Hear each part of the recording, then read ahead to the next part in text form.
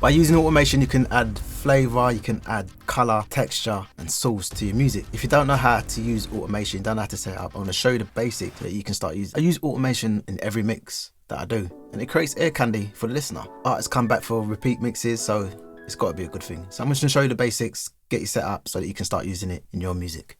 So first of all, we'll show you the basics, how to automate volume. There's two ways of doing it. You can open up your window by pressing A, the automation window will come up. That's a shortcut. It's always good to know shortcuts because it just speeds up your workflow.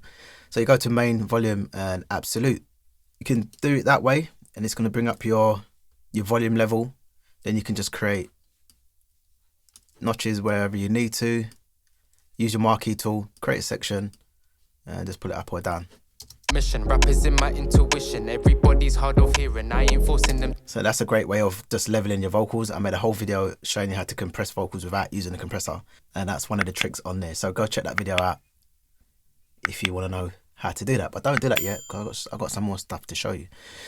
So we can delete all that. I'm just going to show you. So the other way of doing that without bringing up your automation window is if you go down to your channel, you're going to see three different modes to automate. So once you've clicked, say touch, for example, it's going to go yellow. We're going to open the window so you can see what's going on.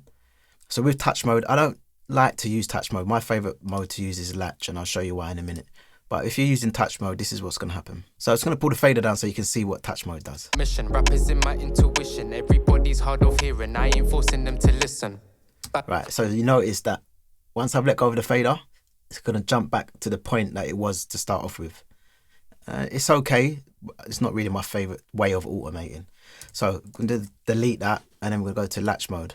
I prefer latch mode because the fader just stays where you've left off. Both of them have their uses. Just find out which one, use the one that works best for your workflow. So let's automate using latch. Mission, rappers in my intuition, everybody's hard of hearing, I ain't forcing them to listen. Back the Tina, throw it back in repetition, always question. So yeah, as you can see, wherever I've left off, let go of the fader, it stays in that position. And that's what I like about it. So once you've done your automation, you need to go to read mode. So that way, Logic can read what you've just done. Mission, rappers in my intuition, everybody's hard of hearing, I ain't forcing them to listen. Simple as that. So we can delete all of that. And you also got a write mode there. I never used write mode, so I'm not going to show you the write mode because I don't know. I just don't use it. See, write mode, it raises multiple parameters in one go without touching anything. In most cases, it's better to use latch or touch. So yeah, I just stay away from write mode. It's not for me. So I'm going to show you how you can use automation to create effects. We use it as an effect, which is something I do in all my mixes. So we've got a delay here. It's a quarter delay.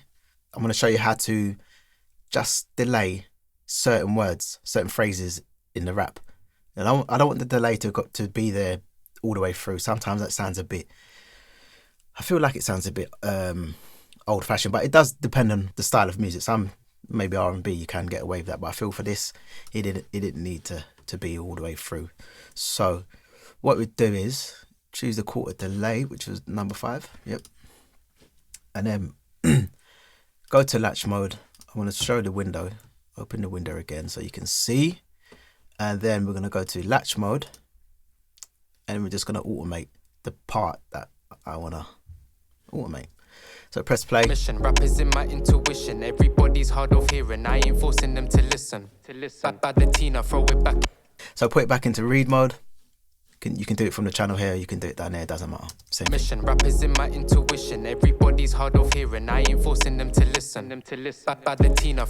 So I like that, it's smooth, but how I like to do things is I'll put it into latch mode, and then I will click on the send that I'm going to use by pressing play. Mission, rappers in my intuition. Click the send, and then you notice that the automation level has shown up. So you notice that the automation level is now appeared at the bottom of the channel.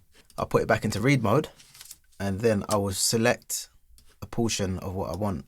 So for example, the last phrase of the rap, make my selection with my marquee tool, and then I'll just pull up. And you notice there's less nodes than there was before, because now I've just created 4 nodes and it's just easier to manage. So you can do that on any part that you want to automate. Mission, rappers in my intuition. Everybody's hard of hearing. I ain't forcing them to listen. Back by the Tina, throw it back in repetition. Always question their commitment when it's love, that's the commission. Facts. Flowing through the clouds, aviation is my. That's how you automate your sends, and that can create nice little bits of air candy, keep your mix interesting. You can do whatever you want. It's also a good way of, for example, we can make a swirl from the reverb. Again, put it into latch mode, let it play. This number 1 is my reverb. So whatever your reverb is on your sends, choose that one. Mission, rappers in my intuition. Everybody's hard of hearing. I ain't forcing them to listen. Back by the Tina, throw it back. So that's a nice little way of adding some air candy. Put that back into read mode. And it looks a bit messy at the moment. So what I like to do from this point is to clean it up, I'll just take the last node and drag it to where I want the automation to stop. Then I'll grab another node to the point where I want the automation to die out. The rest of the nodes, you can just get rid of them by holding one and dragging across, and then just choosing the point of where you want your automation to start. It should sound like this. And everybody's hard of hearing. I ain't forcing them to listen. Back by the Tina, throw it back in repetition. Now I wish that I'd done that in the mix, because I think that sounds cooler. I like that. So that's how you can create interest, source, flavor, texture, whatever it is you're using as your effects to make it sound more interesting, more pleasing to the ear, for the listener, for the artist. When you send something like that to the artist and they listen to what you've done, they'll be like, they'll come back. Trust me, they will. Be sure to watch the next video because I know you're going to like it.